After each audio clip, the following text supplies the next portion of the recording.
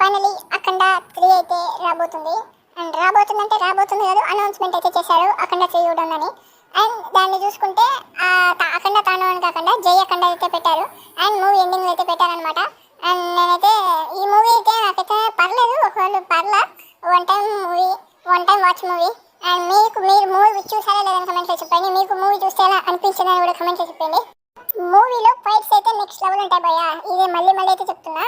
And minus ఏంటంటే మన ఆదిపని శెట్టికి అయితే సరిగా అయితే మన బాయ్ పాట అయితే యూజ్ చేయలేదన్నమాట. ఆదిపని శెట్టి క్యారెక్టర్లో అయితే మనకి సరైన నోట్లో ఎంత పవర్ఫుల్గా కనిపించాడు మన ఆదిపని శెట్టి, కానీ దీంట్లో కొద్దిగా పవర్ని అయితే తగ్గించారనమాట.